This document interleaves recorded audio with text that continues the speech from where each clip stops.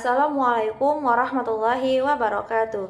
Perkenalkan, nama saya Ringgali Braniati dengan NIM 2130111114 dari PGMI 5C. Baiklah, pada kesempatan kali ini kita akan membahas tentang kebutuhan bahan ajar dan sarana prasarana pembelajaran tematik.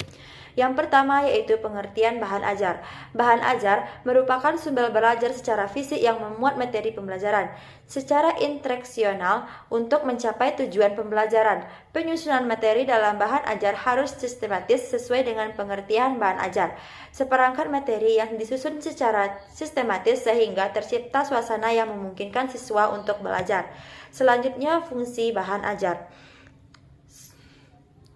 Fungsi bahan ajar sebagai arahan dalam kegiatan belajar mengajar yang mencangkup kompetensi yang sesuai dengan kurikulum.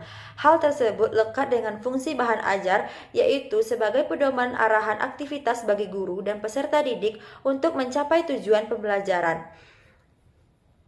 Pastikan itu relevan dengan tujuan pembelajaran dan kebutuhan peserta didik. Selanjutnya, kriteria kualitas bahan ajar. Bahan ajar yang dikembangkan hendaknya mengaitkan kompetensi inti dan kompetensi dasar sebagai prinsip relevansi, konsistensi berkaitan dengan ketercapaian tujuan pembelajaran. Kemudian, materi pembelajaran disediakan dalam bahan ajar hendaknya cukup untuk membantu peserta didik dalam penguasaan kompetensi dasar. Selanjutnya, implikasi terhadap pengaturan tempat duduk. Implikasi terhadap pengaturan tempat belajar dalam pelaksanaan kegiatan pembelajaran tematik perlu dilakukan pengaturan ruang kelas agar terjadi pembelajaran yang aktif, kreatif, efektif, dan menyenangkan. Pengaturan ruang kelas tersebut meliputi pengaturan meja, kursi, lemari, perabot kelas, alat media atau sumber belajar lainnya yang ada di kelas diatur dengan fleksibel atau mudah diubah-ubah sesuai dengan tuntutan strategi pembelajaran yang akan digunakan. Selanjutnya, implementasi terhadap pemilihan bentuk kegiatan. Implementasi terhadap pemilihan bentuk kegiatan agar proses pembelajaran berjalan dengan efektif dan tidak menjenuhkan. Maka perlu dilakukan variasi pembelajaran yang berkaitan dengan gaya mengajar guru.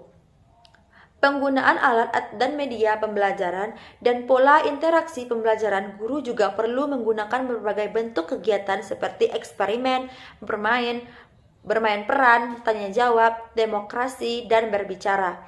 Selanjutnya, implementasi terhadap pemberian respon penguatan. Implementasi terhadap pemberian respon atau penguatan perlu dilakukan untuk memberikan respon terhadap perilaku atau pembuatan peserta didik yang dianggap positif agar pelaku tersebut dapat berulang kembali atau meningkat. Pemberian penguatan ini dapat dilakukan dalam bentuk verbal dan non-verbal. Penguatan verbal berupa kata-kata atau kalimat pujian, dukungan, pengakuan, atau dorongan. Selanjutnya, sarana prasarana sumber belajar dan media. Sarana adalah peralatan yang bergerak dan umum yang dipakai secara langsung, misalnya buku, pulpen, papan tulis, komputer, dan lain-lainnya. Sedangkan prasarana adalah alat penunjang proses pembelajaran.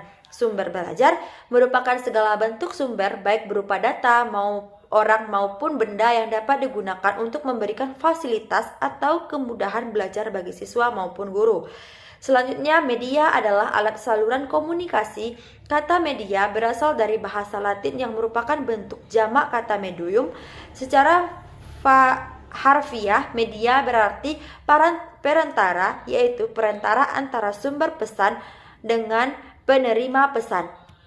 Mungkin hanya sekian. Semoga video ini bermanfaat. Assalamualaikum.